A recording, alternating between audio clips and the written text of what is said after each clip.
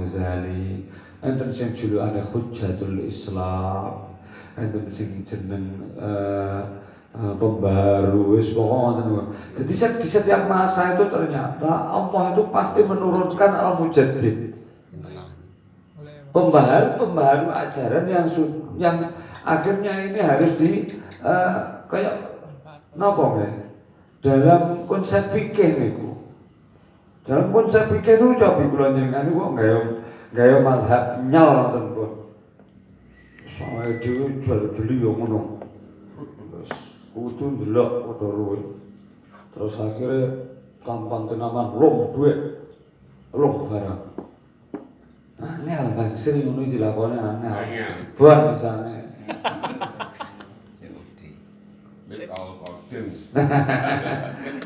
Makanya ketika seperti itu akhirnya di dalam jual beli itu ada bek mu'atoh. Bek mu'atoh itu apa? Ini warung gitu nih, barang-barang remeh. Cara kula jenengan kok nggawe pendapat sing seharusnya muamalah sing sak tenane. Kula jenengan ra oleh nang warung juga jajan dahar. Ini kan gini kita dulu nggih kula tuntas bayar lagi pangan. Engko tambahna yo bayar. Tambahna yo kok nek ngoten lho. Kula jenengan kan mboten tampem-tampem zaman padahal dereng masa sing terlalu lama lah. Ketika kula jenengan sekolah riyen mawon lho. Hotel tumpuk. Dobel langsung pinten setengah. Niku enten kanca kula niku. Wong ya teko. Tempe ngoten. Tempe solo silet tumpuk. Utawa tempene dijejer ngoten. Tapi nek teko ngene. Jadi Pak Mas ketok siji ae. Dulu apa tempene walian. Ngeten iki kula njenengan kok ora gawe bek mu'athah. Kula njenengan iki klenger petung tok anggere. Tuku tempe siji, tuku petung saya. Dadi mangan tuku sekawan. Melakno ngoten-ngoten niku. Akhirnya lek boten salah dawuhipun Mbah Nawawi niku lek Mbah Nawawi sanes Mbah Nawawi Imam Nawawi niku lek boten salah sing marengne bek mu'athah bagi hal-hal yang di situ sekirane megur perkara-perkara sing remeh-remeh. Tapi lah perkara abot tetep boten larang. Tapi Imam Ghazali boten. Imam Ghazali itu kan dawuh malih bahkan perkara abot sing ngono kena dipertanggungjawab nek salah dawuh ngoten. Makane kula panjenengan sedaya kok ora sregep sinau ngeten-ngeten iki. Alah hukume kok ora rugi lah ya wis. Kula njenengan jarang njajal, monggo jajal lek wani belajar bab muamalah niku. Kula jenengan paling pol niku dawuh ngeten. Lha belajar paling yo ora tak amalne. Amalne angel. Wis ngene pokok ora padha rugine wis beres. Padahal nun sewu konsep syariat muamalah itu ketika sah ngunggo syariat maka muamalah itu kan terganjarane ngoten lho. Tur yo halal. Tur yo halal kathik lelakune iki enek ganjarane. Jadi makanya kula jenengan kok dadi nuku nglakoni lawan syar'i tenan ngoten ngomong. Akhire hasil. Niki kula jenengan niki mboten kok negur adol tinuku tok mboten, tapi ada ibadah pada waktu itu. Utang piutang nggih mboten. Utang piutang niku sewae. Bahkan sing nguwahi utangan niku luwih gedhe timbangane wong nguwahi. Wah, niki, tapi lagi nek modus lho nggih. Terus akhirnya kok malah utang piutang itu dimanapun tidak ada sama sekali ketika ngomongnya konsep syariah. Menurut saya tidak menyinggung koperasi, tidak menyinggung bank, tidak menyinggung apapun, dan saya juga tidak mengharamkan bank. Kalau namun ngomongnya konsep secara lagi.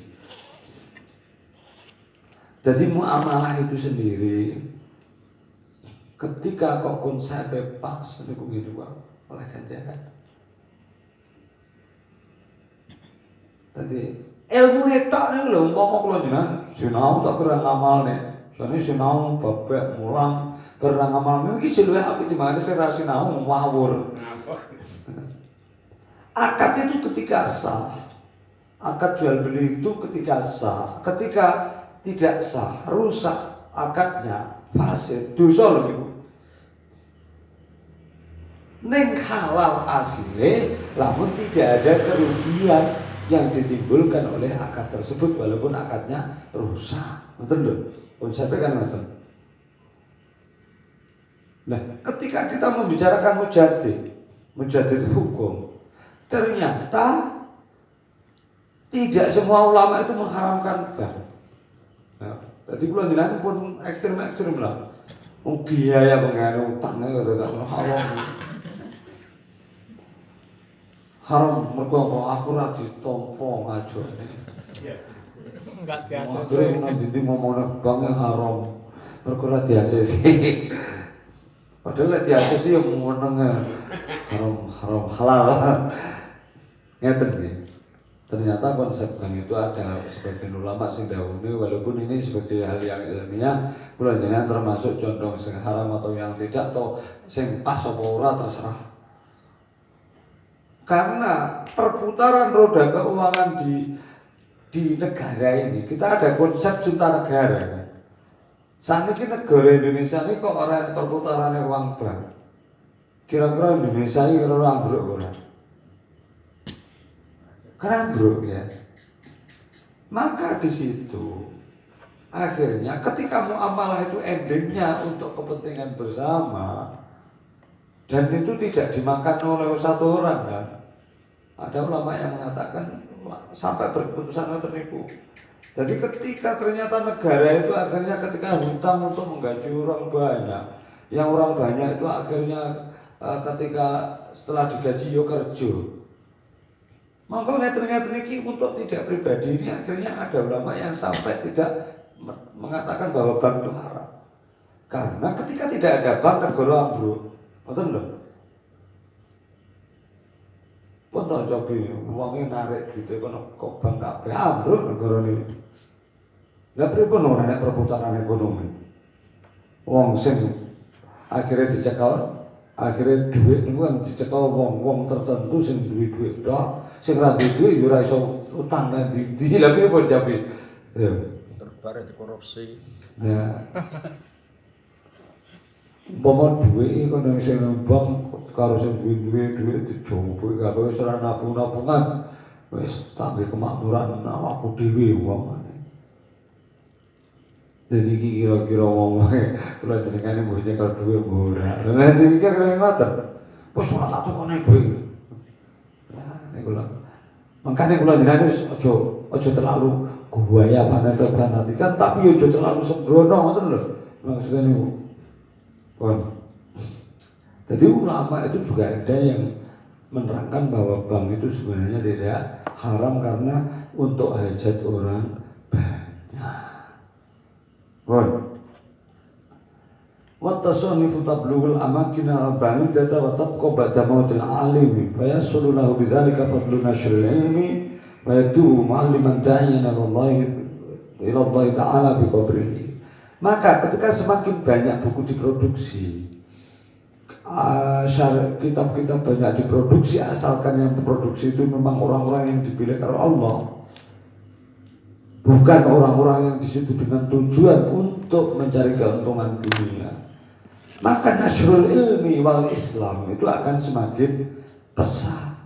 Corong bukan biyen orang nak nulis buku, kalau jenengan kira-kira mau ngarap orang nulis kitab. Kalau jenengan buat disuguhi Quran hadis kira-kira kok yo cek angel. Pertama suguhi era-era dhisik kadang-kadang walaupun ilmu ini campur-campur beribu. Suguhi ramalan. Walaupun itu kan termasuk buku ya. Itu endingnya kan dari ilminya. Walaupun akhirnya itu juga diurusi ilmunya orang pas.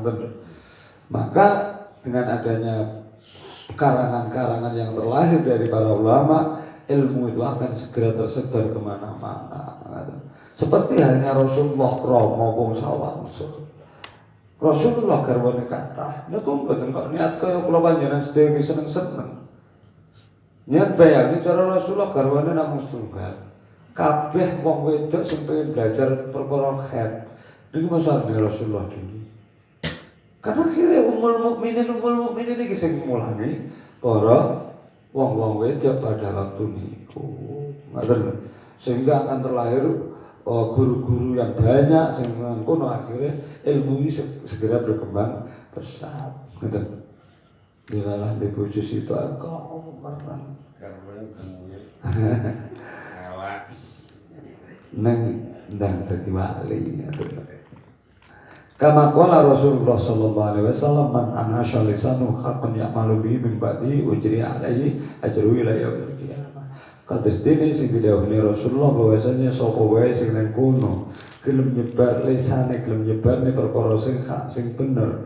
Mongko wong-wong ngoten niku wau sing terus akhirnya perkara hak mau dilakoni wong liya.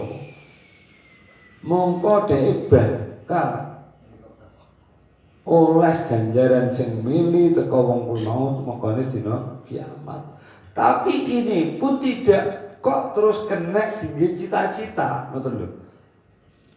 Seperti halnya kalau jenengan itu budal perang niate mati syahid. Lah niate mati syahid Islam tidak diuntungkan. Lho niate budal tok wis arep mati pokoke teko nggon perang langsung paten aku ben mati syahid. Jadi ora ada perlawanan, yang penting mati syahid iki mati nang tengah medan perang. Nah itu sempat dikritisi Mbah Nawawi, Al-Bantani, pendapat-pendapat seperti itu. Di Arab itu ketika ada bahwasanya sing diarani wong mati syahid yaiku wong-wong sing mati nang makrokatil kufar utawa nang peperangan musuh wong kafir.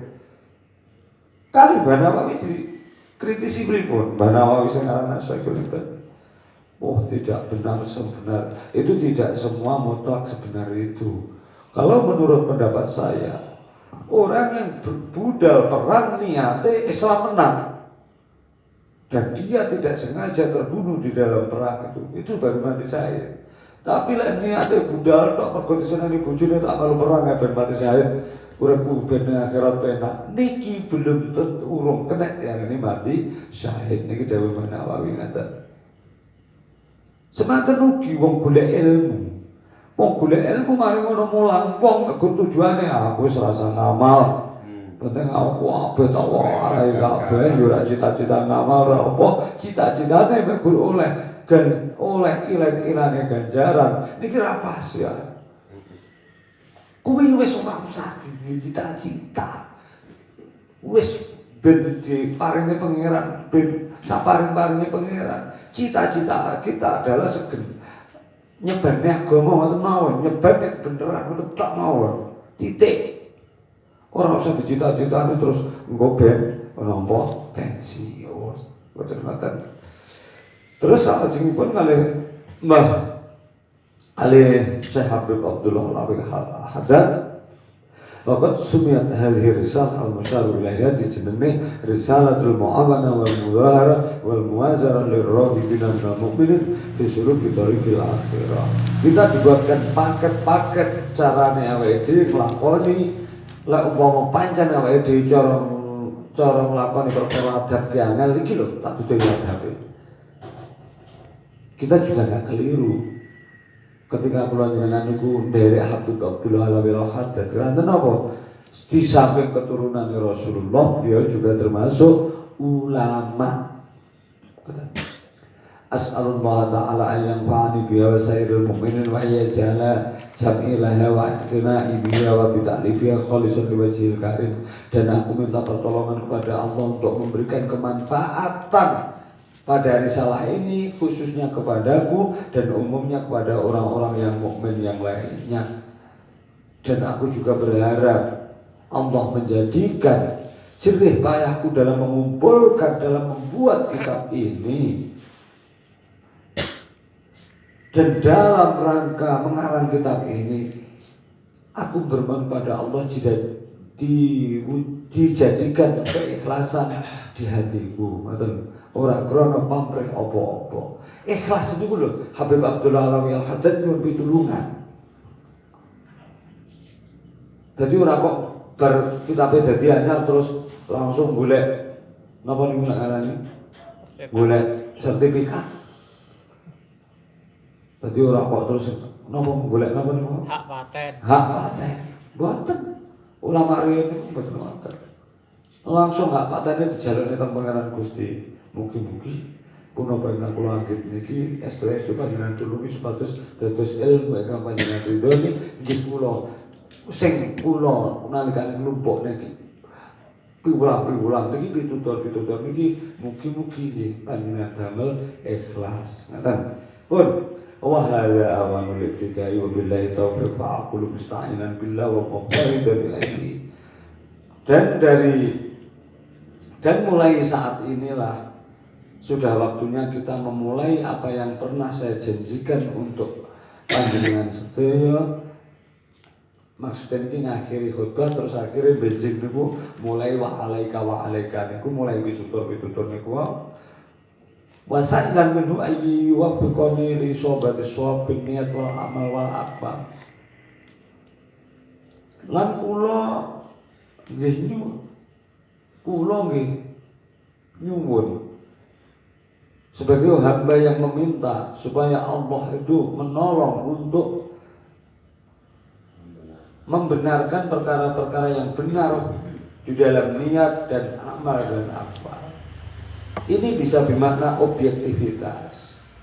Ketika kalau panjenengan sedaya niku nglakoni perkara-perkara apa wae, apapun yang diucapkan orang lain ketika benar, ayo kita akoni benar. Lek kuwi kleru ya diakoni kleru, bisa ngoten. Ataupun apa yang dikarang kalian Habib Abdullah Al-Haddad itu supaya sebagai hal yang bukan akhirnya malah justru menghilangkan kebenaran tapi membenarkan perkara yang benar sehingga tidak ada khilaf sama sekali dengan ulama yang lain. Maksudnya ngoten li sobat sawab menangi ngepasi karo perkara-perkara sing pas. Lah supaya napa? Tidak dijadikan perdebatan.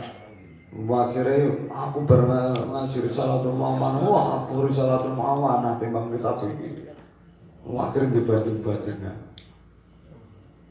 Iki mboten sobat sawab, mboten ngenani perkara sing bener lan kebenaran. Mulane lek dan selawat Fatih niku nasirul haqqi bil haqqi.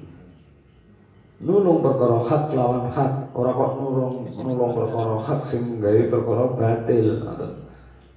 Nulungi kancane tapi ngapusi liyane. Lah niki jenenge nasirul haq bil batil niki.